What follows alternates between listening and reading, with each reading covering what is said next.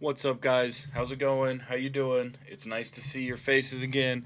Nice to be back on track. I hope you enjoyed your nice little rest week to get caught up on some stuff. Grades are in. Make sure you're checking that out. Make sure you're, checking Family Link. If you're missing something, you're getting it turned into me. Whatever it is you need to be doing, contact me, call me, text me, beep me, pager me. I don't care how you get a hold of me. Just get a hold of me if you need my help. We're getting down to the nitty gritty. We got what, one, if you count this week, 1, 2, 3, 4, 5 weeks left of school. That's it. So it's coming quick, and you guys better be on your ready behavior. I don't your best behave your best ready your best be ready because it's happening. Um, this week, we're going to finish up World War II. This is where we left off. America's entered the war. We are going to get into it. I got to switch this around. There we go. There we go. You guys can see it all now. We are in the war, right? We are in the war. So before we get into that, let's talk about some important things you need to know, all right? You need to know.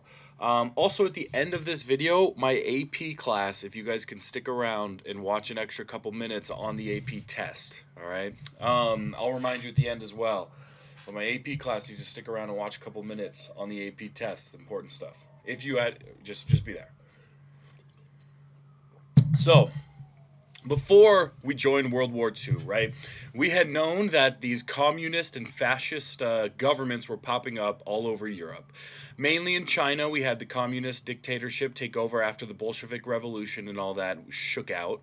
All right, we have Adolf Hitler, Joseph Stalin kind of bringing fascist regimes into Italy and Germany, kind of spreading their propaganda and their ideals on what would be best for the country. Remember, these countries were desperate, especially Germany, right? And Russia, where we were. Did I say China? Russia. What? Yeah. So we have Russia with Stalin, right? Is more of a communist entity becoming, the USSR. We have Germany and Russia with the fascist, and Mussolini in Italy. I don't know if that's what I said, but that's what I'm saying now. So you need to know Mussolini and Hitler brought fascist regimes to Germany and Italy, and Stalin brought a communist regime into Russia.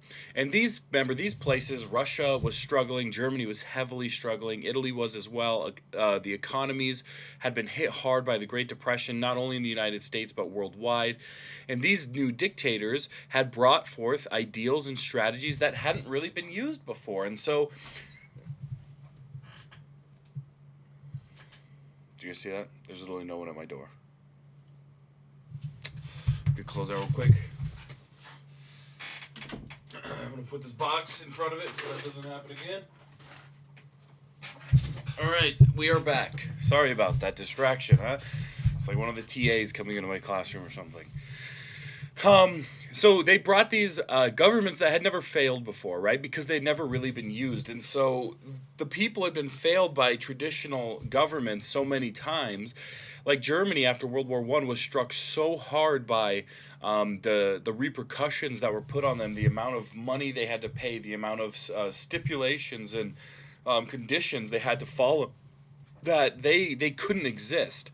So Hitler comes along and says he's going to get them out of that rut. He's going to fix their economy. He's going to fix their national pride. And he does that. And with that, he gains their trust, he gains their support, and he takes that and kind of becomes obviously power hungry and starts to do things people think are no-nos. Part of that is obviously his racism and a prejudice towards the Jewish people with the Kristallnacht and separating them into ghettos and eventually scaling it to concentration camps, which affected more people than just the Jews, but mostly focused on the Jewish people. Hitler also started to want to expand his empire and reclaim German heritage. Right, he wanted to take over the Sudetenland, and he wanted to take over places like Poland, right, and Czechoslovakia, where he believed the Germans were being mistreated or not put up to their true potential. Okay, and so he starts to do that. He starts to take over Poland because he wants the workers, he wants the area, he wants the geographical land, right? And so Europe countries who are also trying to figure themselves out after during the Great Depression see this happening, and the United States as well have to appease him. Right, that word appease. We appeased Hitler for multiple things that he did, and the reason was we didn't want to deal with it right now. Right, we didn't have the money to deal with it. We didn't have the personnel. We didn't have the willpower or the time. So we kept telling Hitler, please stop, please stop, and he doesn't, right? Until it becomes too much.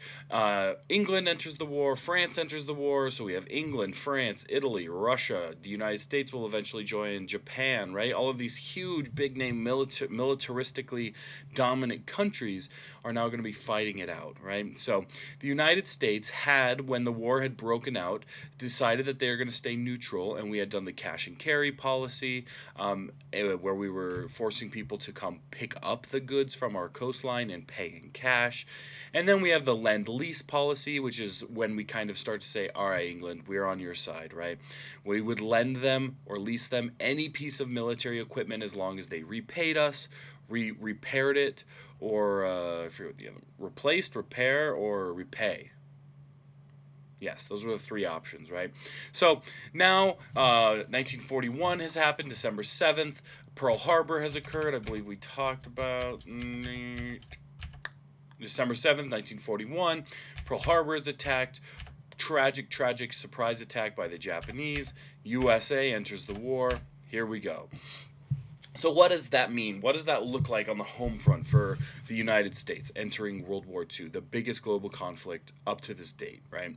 Well, first the U.S. implements, or not first, but the U.S. does implement the Selective Service Act, and it forced people to register for the draft. Okay, so it didn't actually start drafting people quite yet. They will start drafting people.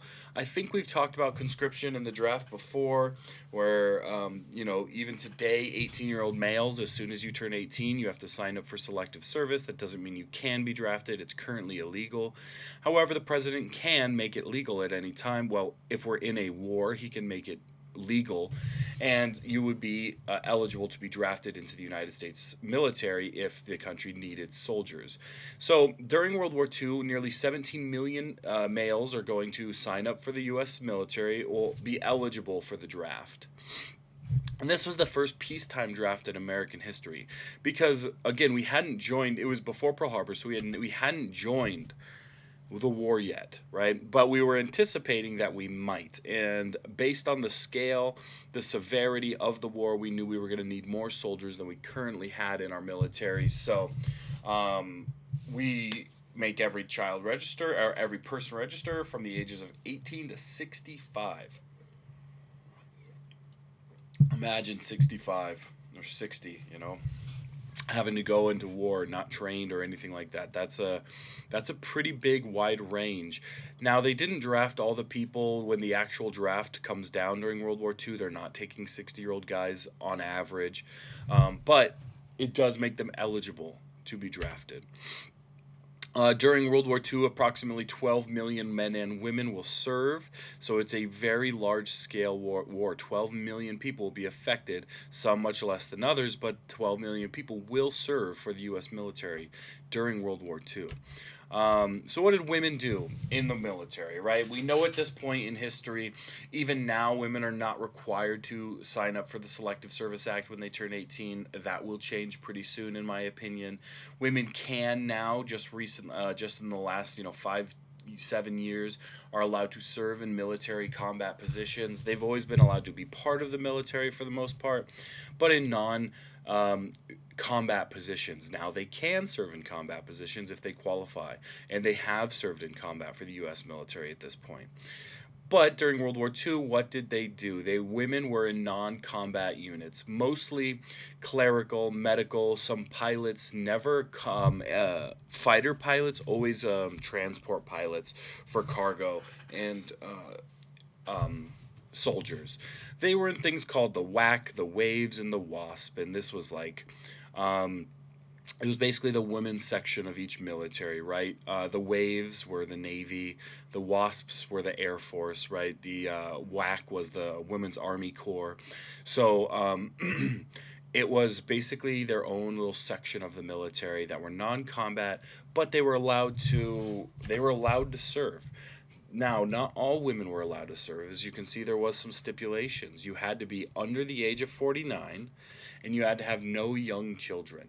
I don't really know. I could never find a real like set age on what is young children, but you had to be under 49 and have no young children. So they didn't want mothers whose absence would be greatly impactful on the child's life, um, serving in the military at this time. So women are going to go through this process where they now have the right to vote in 1920. Okay, it's been 21 years, right? We're in 1941. However, they're still slow to gain the respect and the rights that they feel they deserve. And part of it they thought would come with women's suffrage. They thought that that was going to be the go button, the catalyst to allowing a lot of these balls to get rolling towards equality. But there's going to be a lot of things that they, especially in the workforce, don't quite achieve until later times or ever, right? But it's all perspective when you think about it. This is a step in the right direction. They now can serve in the military, they can have their own units, but they have to be non-combat, they have to be clerical, they have to be medical, right? They can serve if they want to support their country, but you can't have any young children, you can't be under the or over the age of 49, right? So progress, but not enough for women, certainly. um, what else happens here? The Nisei camps. All right. So after Pearl Harbor, it caused a lot of animosity towards Japanese people, including Japanese Americans. So part of this big thing was, if you guys remember, I don't know if you remember like World War One or even right now with the coronavirus coming from China, or originating in China, there's been a lot of reports and conversation about prejudice towards Chinese people, including Chinese Americans, where if you see an Asian person, it's creating uncomfortability for some people because they believe that they have a better chance of being carriers of a disease. And that's not necessarily true, right? Just because the Japanese attacked the United States, it didn't mean that all Japanese Americans were double agents who were here to get on the inside and attack America from the inside out, right? Now, that doesn't mean that there wasn't a fear that that was going to occur. So what the United States government did to stem this fear was they removed all Japanese Americans from the West Coast after the Pearl Harbor attack. So California, that whole area, right, the West Coast, you know where that is. They removed all Japanese Americans and put them in camps, right? And these were called the Nisei camps. There was actually two Nisei camps in Arizona where people could be put. Um, just mainly because the U.S. government thought they might assist Japan and sabotage the American war effort somehow, and the total number of people relocated was about 110,000 from the West Coast to camps throughout the United States. So the Nisei camps is an interesting topic to discuss. I wish we could have a small little debate about it in class because I think it's very interesting to compare it to the all of the different times throughout history that something has happened due to a religion, a race, you know, like perpetuating it, like the 9/11 attacks and its effect on Muslims and the perception of Muslims, just to the coronavirus and the perception of Chinese people or Asian people, the Japanese people in World War II with Pearl Harbor. I think it's interesting. I think it's an interesting take on American, or not American, but human interpretation and human perception of things, and our need to feel safe, right, and protected. Um, the one thing I don't like to hear in these arguments about this type of stuff is how the Nisei camps were similar or the same as concentration camps, because I think it's very disrespectful to concentration camps and the people who were impacted in those camps, because during the Nisei camps, right, it obviously is a huge undertaking and kind of a controversial effort, certainly, right? We can argue the controversial nature or the legitimacy of the decision to relocate 110,000 Japanese Americans to camps. We could certainly debate if that's right or wrong, but comparing it to the concentration camps where 8 to 12 million people were murdered because of their beliefs, their race, their religion, whatever it was, to me is not equivalent. So we have to be careful in those comparisons, in my opinion. I think they get a little irresponsible saying that they were the same.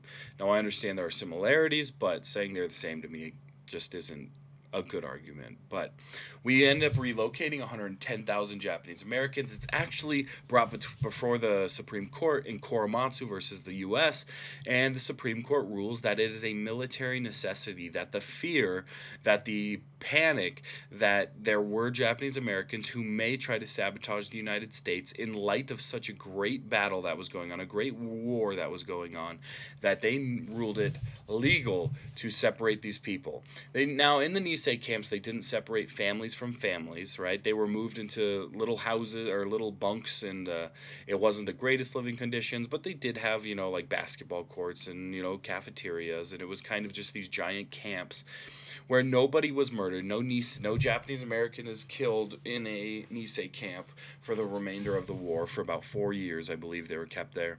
One person did die from appendicitis, but that to me is the big differentiator in between concentration camps and Nisei camps.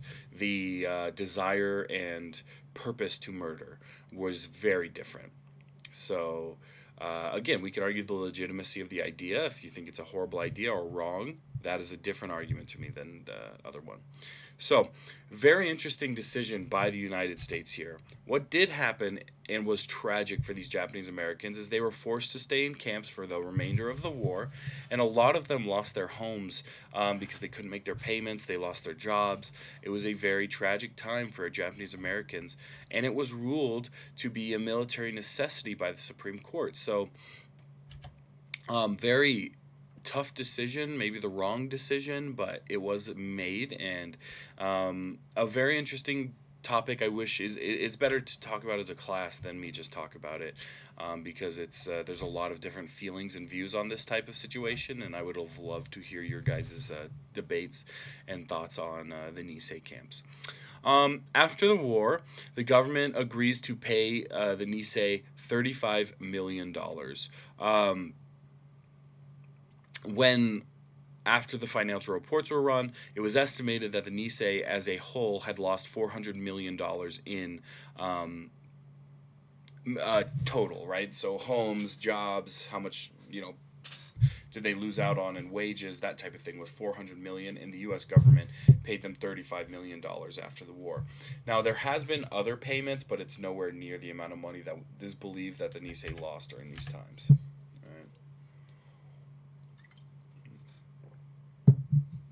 For instance, in 1988, the government gives each survivor an additional $20,000. Now, when you're talking about the 1940s, right? Pearl Harbor in 1941, you assume they have everybody relocated in 1942, 1943, till the end of the war. You're talking 1945, and in 1988, so that's 43 years later, if you had been a Nisei camp attendee, I guess, and you survived until 1988, you got an additional $20,000, which means a lot of people who spent time in those camps or were adults during time in those camps did not get the additional $20,000. So one interesting thing that happens here is the workforce expands. 7 million jobs are created due to World War II.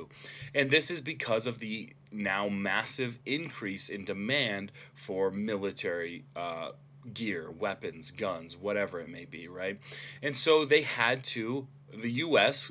being a country that wasn't involved until 1941 for 2 or 3 years when this war was kind of building up and raging, we created 7 million jobs. And what a time for it to come at, right? What a time for World War II to create 7 million jobs and increase wages by 70%.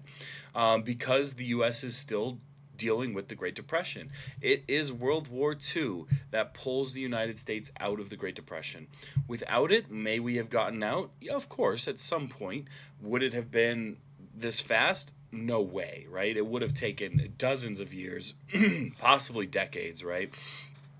For the US to pull themselves out of what was the Great Depression, because we had no fail safes, we had no way to protect ourselves, to not let it happen again, to help to have the government help us. So it was very much a bailout for the U.S. to get in, to be in a position in World War II, to be the primary supplier of the Allies with military weapons and ammunition. So 7 million jobs was wild, wild, right? So women joined the workforce as well. By 1945, 6 million women are going to be in the workforce. And this is because by 1945, the draft is in full effect and millions of men are being asked, if not forced, to go serve in the U.S. military during World War II. They're being sent to the Pacific Theater to fight the Japanese and the European Theater to fight the Germans. And what that did is it left a large gap and a large hole in the workforce that needed to be filled. And it wasn't going to be filled by children, right? Because in previous wars, it was being filled by children. But we have progressed through the progressive era, the Roaring Twenties, where people fought for equal rights and human rights, where children could no longer be taken advantage of, right? You couldn't send them into the little machines to get their hands stuck and ripped off. You couldn't ask a child to work, 25 hours a week. They had to go to school. And so that void could no longer be filled by children who would work for pennies on the dollar and now had to be filled by women. And so women take to the workforce. 6 million of them are going to enter the workforce at this time. And that is going to be such a huge step in the right direction for women post World War II. World War I, we saw women drastically affect the workforce. They came in, they built stuff, they impressed everybody who needed to be impressed. But after World War I, they kind of go back to their previous jobs of being a housewife, of being that Republican motherhood idea. After World War II, the women aren't going to want to leave. Okay. After World War II, we've gone through the 1920s. We've seen the highs, right? We've seen the flappers. We've seen the movies. We've seen the Great Gatsby era. And women want that more. Men want that more. Married couples want that more. Single people want to be able to go explore and meet people and dance and do all these things more. And you can't do that without money. So women after World War II are going to say, I'm not leaving the workforce. And I'm not being a secretary again. I've worked in an industry job in the factory, and I'm going to stay here and make my money. Now, women were paid 60% less than men on average for the position that they were in, and they had very little job security. So it's kind of like I was talking about earlier. We're in this place where women expect or desire and should be given the opportunity to work equally with men. However, they're not, right? 60% less is and no job security is some pretty big caveats to working. However, it's either you play with those caveats or you don't have a job. So small steps, but steps nonetheless for women. The Office of Price Administration is created. So there were certain things during World War II that had to be limited or rationed by the government, right? Because we were in a time when you weren't the most important person on the block, right? Your family at home may need food, but the soldiers needed food more, right? And so we were in this time where we had just gone through the Great Depression, right? We had gone through the Dust Bowl, so agriculture wasn't booming like it had been, and farmers literally hadn't farmed on their soil for years because no one was buying goods. There was no money to go around in the Great Depression. So when we need food to go to the soldiers, it takes a couple years to kind of get the agricultural game back up and running, right? And so we were in this place where women were getting paid so much less than men. There was 12 million people serving in World War II, so we had this huge void of jobs that needed to be filled, and how much they were getting paid and how much they were working and how much people were charging for those products had to be overseen by the government. So they create the Office of Price Administration, and it supervises prices, wages, jobs, hours, exports, how much you were sending to the local market versus how much you were sending to the U.S. soldiers overseas, and it limited and rationed goods for people. And so I would be showing you some of these in class right now, but I can't. So my grandmother was actually a child during World War II, and she and her family left her. She has some heirlooms from the time of their little ration book they would get from the government, and on it, there's little slips that say bread, butter, coffee, whatever it may be. And she said that they would go out, on the beginning of the week, so say a Monday or a Sunday or whatever, they'd go out. All of the parents would meet in the middle of their cul-de-sac or their neighborhood or whatever, and they would trade little slips of paper. So, say my grandma's family just doesn't drink coffee, right? And they would rather have an extra loaf of bread. They would trade their coffee, can, their little thing. It's a little tiny, rectangle of paper, and it says coffee. And they'd give it to the people, and they would get a bread one in return, and they could barter their way into getting more butter or whatever it may be.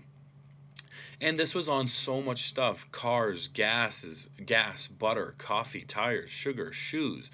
Anything that the military needed, right, that the soldiers needed, was being rationed because we had to supply the soldiers overseas first. And so this led to a lot of things being done in the U.S., right? We have victory gardens starting to being planted, which were gardens people would grow, either community gardens or in their backyards, and they wouldn't buy produce. They wouldn't buy carrots because they were growing their own, right? One neighbor would grow carrots and one would grow tomatoes, and they would share them as a neighborhood, and they were victory gardens, right? We had this is where we actually started calling the hot dog like the hot dog instead of a frankfurter, which is you know like a Frank is what hot dogs were called, and Frank's is actually a pretty popular brand of hot dog still, I believe. And those, Frankfurt is a large city in Germany, so we stopped calling them Frankfurters. We called them hot dogs, right? We stopped calling the things. I can't think of any others right now, but we changed the names of things that related to Germany or Russia or things like that. America was all in, right? We had meatless Mondays where people wouldn't eat meat on Mondays so that they could send that burger that they were going to eat or that steak or that chicken overseas, right? Wheatless Wednesdays were a thing where you didn't eat wheat on Wednesdays, so you could send that slice of bread or two slices of bread from your sandwich overseas, right? So we're not going to talk like we have all year, not drastically too much about the wars themselves, because we just would get bogged down in the details. But I've talked to you about some important people you need to know. All right, we talked about who's the president of the United States during the time. Okay, we talked about who the leader of Germany was, who the leader of Great Britain was, who the leader of Russia was, who the leader of Italy was, who the leader of uh, Japan was, and there's some important generals you need to know as well. Who was the commander of the Allied forces? That is General Dwight D. Eisenhower. Hopefully, you know the others. We're going to go over them at the end, so that's why I didn't tell you now. Hopefully, you're thinking about it, writing it down right now somewhere. Um, American General Dwight D. Eisenhower, go by the nickname Ike. You may know him from your president's quiz because he will be a president of the United States pretty quickly after World War II. His campaign slogan, I like Ike, maybe one of the catchiest, easiest, like just best slogans we've ever had as a president. I like Ike, right? And so, what World War II was, it was interesting, World War II, because we had never had a war really like it.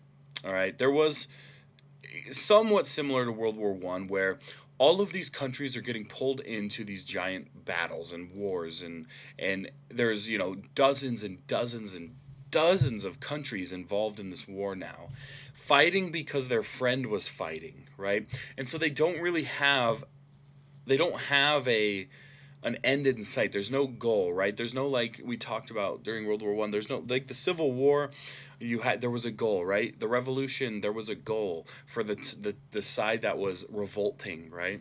And now you either won by successfully, accomplishing your goal in revolt or squashing the rebellion.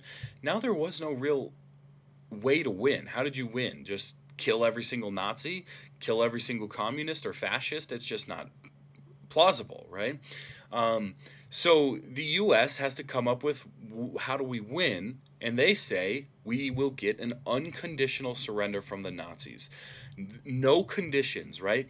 We're going to beat them into submission until they give up, and when they give up, they're giving up everything. They're give whatever we say their punishment is, whatever we say their financial, their whatever, unconditional surrender. All right, we have to stop them. And they also agree, this is Great Britain, England, and the United States, because those were the two main allied forces, um, are going to defeat the Nazis first and then Japan second. Part of this was out of self defense for England, and part of it was out of militaristic strategy because the Nazis had been absolutely obliterating everybody in Europe. They were using a new technique called blitzkrieg that was just wiping its way through Europe. They were killing everybody. They showed no signs of really slowing down. Um, and so some other major events that happened that I think you should definitely know about. One was the Battle of Stalingrad from 1942 to 1943, parts of 1942 to 1943. The Soviets were able to turn back the Nazis at this war. And part of it was, so Hitler made a couple errors in judgment, and people can really narrow it down to about three different decisions he made. One was his relationship with Benito Mussolini in Italy, and how he handled that, because he ends up basically turning his back on Mussolini and saying he was useless, and losing one of his biggest allies and in Europe. And one of the other biggest ones is Stalingrad and his decision to invade Russia, because we had seen on multiple times throughout history, invading Russia does not really end well ever, right? Russia is so big, it's so cold. Just the weather is impossible to defeat. It's not the Russians who beat everybody. It's the winter. It's the Russian winters that defeat people. And so the Soviets end up actually defeating the Nazis, and it's the turning point in Europe, because it really shows that the Nazis can bleed, and it opens up a true two front war for the Nazis, for the Germans. They now have to fight the American-backed Great Britain, England, and they have to fight a stronger and morally a boosted morale Russian forces, right? The Soviets. And this is basically what happens in World War One to the Germans as well. They get stuck fighting a two-front war. They can't invade and defeat Russia fast enough. It's exactly what happens to Hitler, right? So history repeats itself. At Stalingrad, 91,000 Nazis are end up being surrendered and captured as POWs, and 1.2 million Soviets die in the Battle of Stalingrad. And what that number, the reason I put that number there, and the importance of that number is, it again showed that Russia was this big, lumbering oaf of a country who didn't care how many people died, but they were going to fight you. They were going to be big, tough, and they were going to hit you hard when they did hit you. And that showed Russia's here. The Soviets are here to fight. And after this major victory, it showed, we don't care if we lost 1.2 million people, which is absolutely astronomically high. We won, and we're going to do it again, right? And so with this, the Soviets start to push back towards Berlin, and from the east, Germany's getting pinched. And from the west, Germany's going to start to slowly get pinched, because the United States is going to join the war in 1941. They're going to send fresh legs, fresh troops, fresh ammo, fresh guns to support England, and liberate France is kind of the first thing that the Americans do when they rejoin, not when they rejoin, but when they join the war. Allied victories are also being seen across the world. World War II, I think, gets stuck on the European theater, because that's where Hitler was, and that's where Stalin was, and Mussolini and Churchill, and FDR spends a lot of time focusing on that. I mean, so it's fair, and the battles were brutal. There was a lot of, the Blitzkrieg was there. But there a lot more fighting was happening than just in Europe, right? So we have some in Africa. Northern Africa actually sees some of the most intense and crazy tank warfare we've ever seen. This is where Dwight D. Eisenhower spends a lot of his time fighting, or no, excuse me, not Dwight D. Eisenhower. General Patton spends a lot of his time with the tank divisions in Northern Africa, fighting for that land to be taken back from the Nazis. And it all ties together if you really get into Europe and in Africa in World War II and the strategy, which it's super phenomenally interesting, at least to me. If you ever go to college and you have an elective open, take World War II military class on that. It will change your life. I mean, it's phenomenal. Where we're fighting over all of these different straits and rivers and countries, to get strategic um, uh, ports and waterways and to transport goods faster, right? And it's just, there's too much to delve into, but you should. It's amazing. Um, the Allies see victory in North Africa, which allows us to cross the Mediterranean Sea, which allows us to invade Italy, right? To invade Sicily. Um, this is where another one of the big mistakes people say Hitler had. So basically, the United States invades Italy. There's not a lot of pushback in Italy. Italy did not expect to be invaded. They had basically been attacking out of Italy, right? They had been pushing into different parts of Europe. Wherever Hitler sent them, Mussolini sent his troops, okay? Um,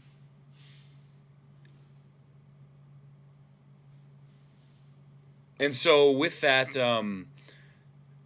with them pushing out, when America can now attack them from Africa, right? So we have Europe here, right? Italy's here, the nice little boot, right?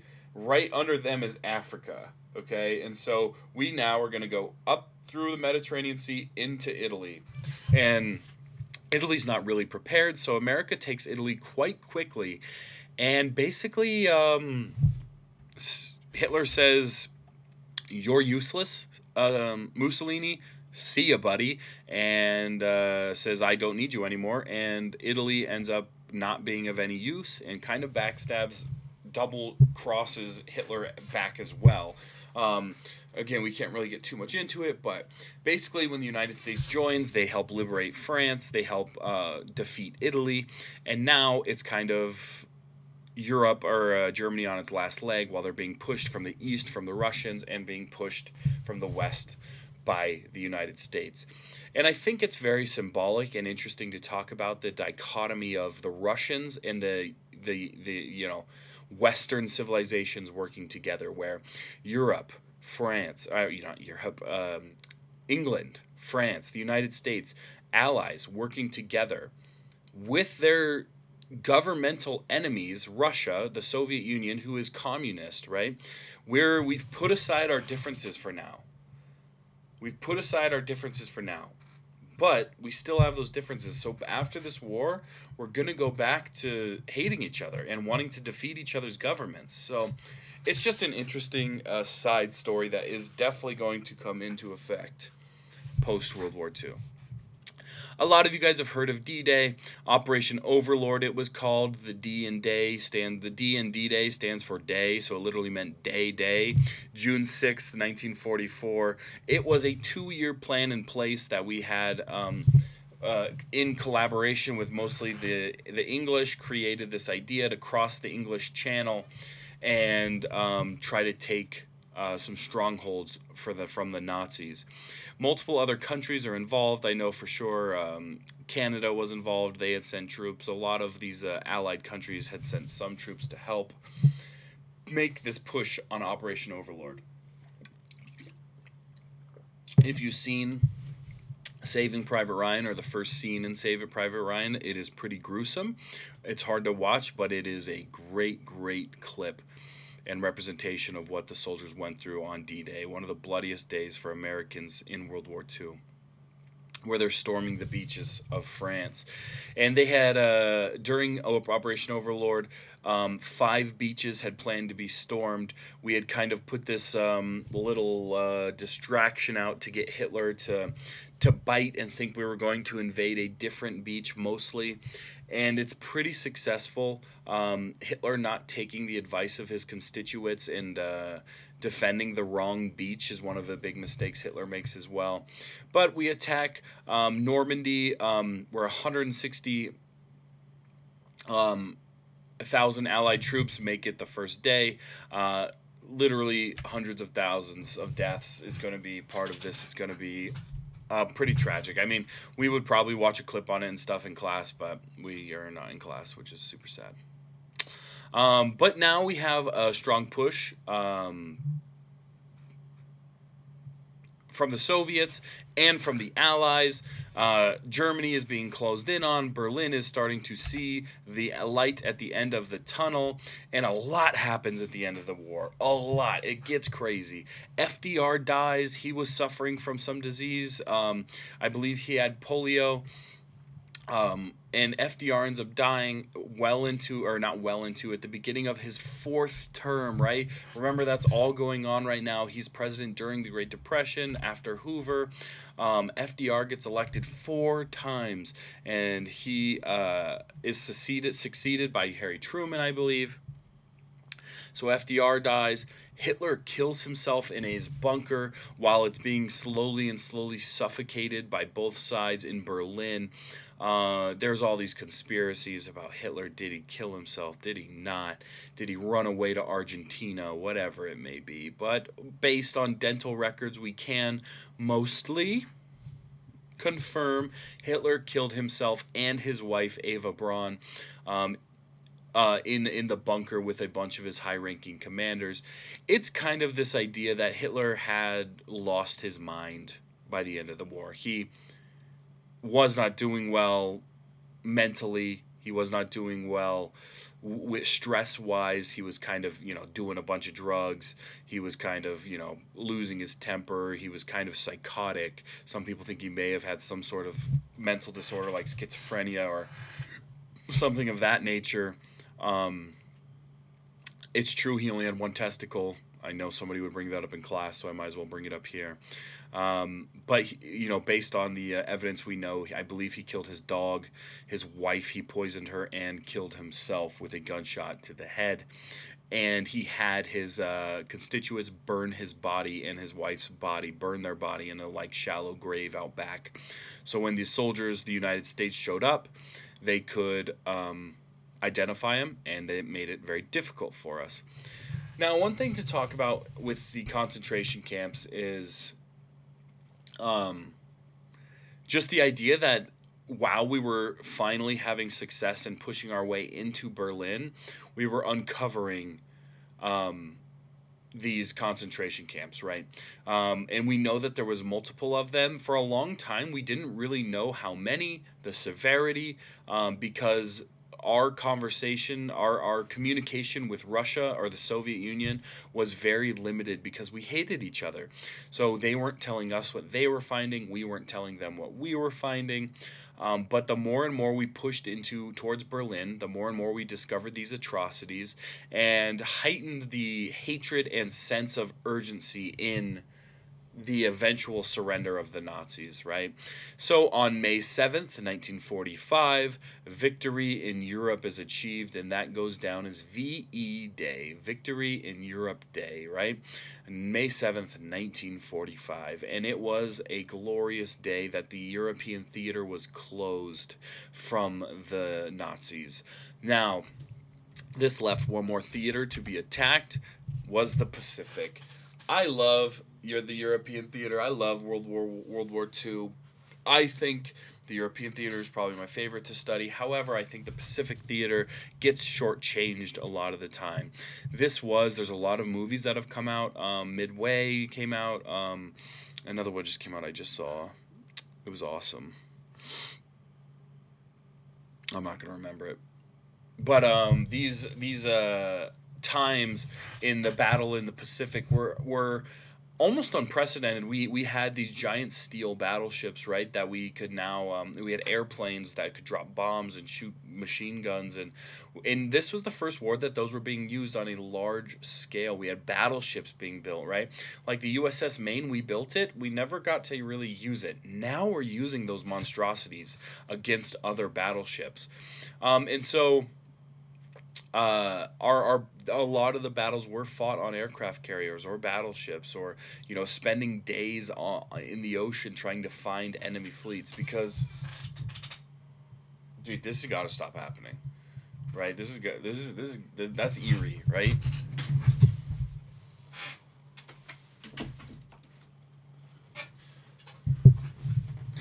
It's because my brother's working out back, I think, and so the back door's open and my window's open, so I think it's creating a draft. Or it's just this is it for me. So either way, I'm happy we get to spend this time together. I guess I don't know. Anyway, so a lot of these big there's a lot to talk about in the Pacific Theater. We're just not going to get into all of it. We talked about the turning point in Europe being the Battle of Stalingrad, the turning point in the Pacific being the Battle of Midway in 1942. Um, the Battle of Midway is a very interesting. Watch the movie Midway. It was so good. It was so well done, and it talks about all of these strategies that were taken into place in trying to trick the Japanese into thinking we were in one place when in reality we were in a different place because we were going to surprise attack them, and it all works beautifully. Um, and the turning point in the Pacific Theater, the Battle of Midway. Island hopping strategy was this idea that you can't take every island in the Pacific because there were too many. So you had to choose strategic points that you could island hop and take only a few because we needed places to land our planes, right? So you would take these islands that were large enough to build a runway on or that already had a runway on them. And we eventually just would, skip our plane across the Atlantic Ocean, taking off from this island, landing in this one, taking off from this one, bombing Japan, landing in this one, getting refueled, and doing that dance over and over again. We are going to bomb Japan for quite some time with quite a lot of bombs, trying to get them to surrender. Some examples: Iwo Jima, Okinawa, the Philippines, all very, very important. Iwo Jima is where we get the picture, the famous picture of the soldiers holding up the flag on the island. If you guys remember that one, that was at the Battle of Iwo Jima. But obviously, the big thing coming out of the Japanese theater was the two nuclear bombs that were dropped on Japan. Those were created in a experiment called the Manhattan Project, where $2 billion was gifted to this lab to create an atomic bomb, to develop an atomic bomb. Albert Einstein is part of this. He will go on record as proud of his work in science to create that technology, but disappointed in what he knew was going to come out of it. Right? He never was going to not do it, but he knew that what he was doing could have horrible repercussions. But he believed that his dedication and his responsibility to science was to explore something he believed he had understood better than other people. Now, the Manhattan Project was wild, very secretive. There's literally a movie too. It's about like this small town that was created to look like a normal town, but it was all people working on the atomic bomb. It's kind of crazy. You should look it up sometime. Um, we build three bombs out of the Manhattan Project. One is tested in July of 1945. You can look up the Bikini Islands, the Bikini Atoll, it's called, where we tested a lot of nuclear weapons and bombs. And we would watch a video. I might put it on here for you guys to watch anyway, because it's kind of crazy to see these people who are experimenting with atomic bombs, which we know now disperse massive radiation that will kill you in horrible, horrible ways. Just blowing up an atomic bomb, and then 20 hours later, going out there on a boat shirtless, trying to research what had happened, and you're like, ooh, that looks like this guy's gonna have some kind of radiation cancer or something. It's pretty crazy. Um, So we test one bomb, and President Harry Truman, who succeeds FDR after his death, approves the use against Japan. And we drop 2 nuclear weapons on Japan. Both times, there is a large warning sent out to Japan and their emperor saying, "We have this bomb that's gonna go boom, real big. If you don't surrender, they don't surrender." The Japanese have a very interesting culture as well. Of surrender is what am I trying to think of? Not embarrassing. Surrender is dishonorable, right? Death before surrender. So much so that in the Pacific Theater, the pilots for the Japanese were called kamikaze pilots, where they were out of bullets and they would fly their planes into other American boats to explode it and create damage. They would literally kill themselves honorably to for their country. And so basically, the emperor has this ideal instilled in the people that you do not surrender, you do not give up, that Japan would rather die, right, than surrender. And so after the first atomic bomb is dropped on August 6th, 1945, they don't surrender again. And for 3 days, the U.S. says, "We have another one. We are going to use it again." They don't surrender. Second bomb, the 2 bombs, Fat Man and Little Boy, um, are dropped on Hiroshima and Nagasaki on August 9th. Um, and after that, Emperor Hirohito, that's important, you should know that, Japanese Emperor Hirohito surrenders. VJ Day, Victory in Japan, August 14th, 1945. So that's basically it for World War II. But some post-war issues that occur is the Allies agreed to create the United Nations. We decide that we are in a new global society that we have to be intertwined in at all times. And that this United Nations, spearheaded by the United States, created by Harry Truman, would be the new police force of the United States. That the world's countries would protect and police one another. That we would make sure no one's doing anything too crazy. And if they were, the United Nations would step in and take care of it. Right? And the United Nations still exists today. They still are. A lot of these countries are part of it. It's grown a lot larger, and it does its job pretty well, I would say. So the big three dominate post-war. U.S., Harry Truman, all right? Great Britain, Winston Churchill. Soviet Union, Joseph Stalin. And again, we had worked together with Stalin during World War II. But now we're going back to being mortal enemies between communism and democracy, right? And so there's a lot of animosity between these two. After World War II, Germany is divided into 4 zones. One second, oh god. All right. U.S., Great Britain, Russia, the Soviet Union, and France all get a cut of the pie. Hold on, I'm gonna bring up a picture for you because I want you to be able to see this. I should have been doing this the whole time, but I just thought about it.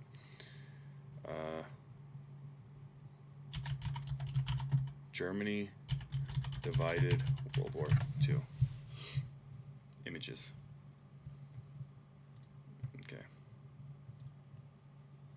Open, image, and new tab. Right. Okay. That's not very good. Let me make it bigger. Nice. So as you can see, this is Germany. And this might give you an idea of where France is and where Poland is that Germany took over. So, was taken over by these areas. So, the United States got this area, England got this area, USSR got this area, and France got this area. Right? You can see how it is split up. Can't stop yawning. Now, one thing you may notice is the capital of Germany, Berlin, is in Russia's area, and that created some controversy because do you think Russia is going to run their section the same as the United States? Of course not. We're mortal enemies, and that created some problems. Um, the Soviets want to keep land in Eastern Europe, uh, so after the war, basically the three Western countries, France, England, and the United States, say, we are going to just oversee our German section. We're going to work together.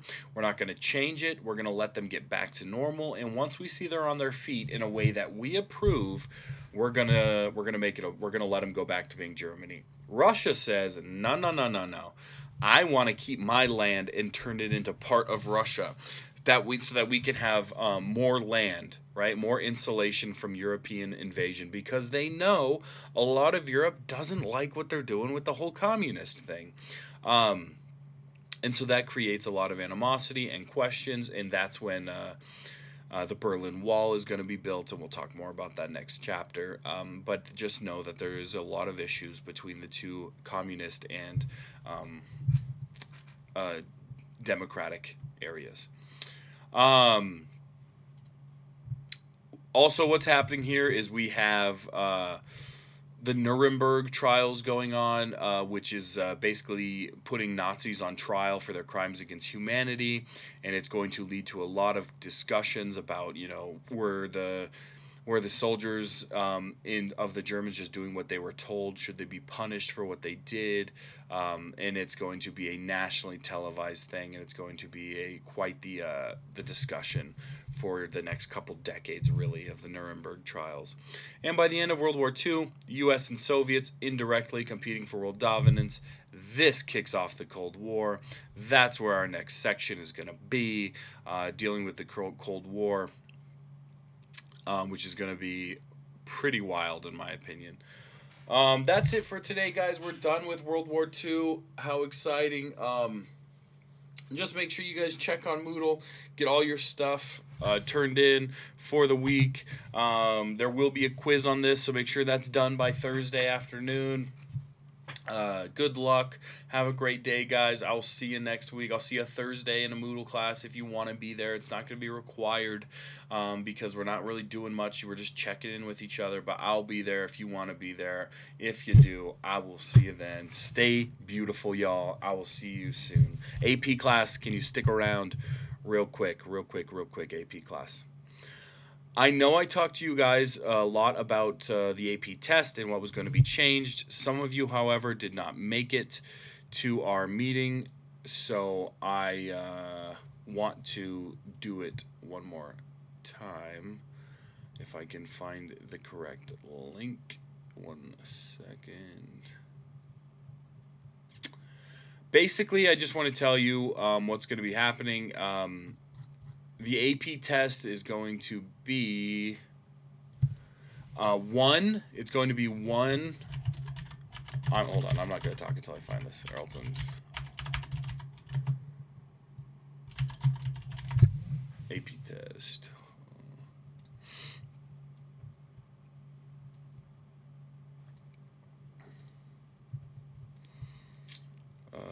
Coronavirus updates, maybe. All right, my door is just broken.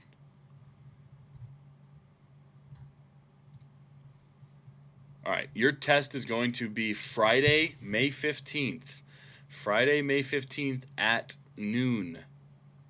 At noon. Friday, May 15th at noon, okay?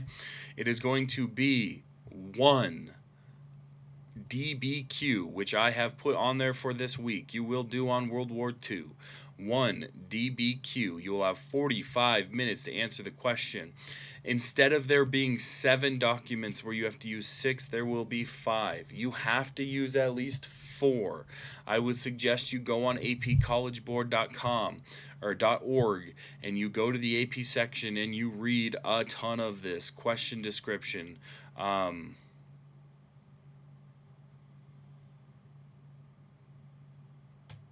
Look at the rubric, right? I showed you guys the rubric on our Moodle last week. Please, please, please get on here. Ask me some questions if you have any, guys, because it's a very different But it is important. It is important. All right. I just want to let you guys know when it is one more time so you can hear it, let you know what's happening, let you know I'm going to get you guys prepared, and you got to prepare yourselves as well. Please reach out to me with any questions, AP. I miss you guys. I hope to see you soon. Adios.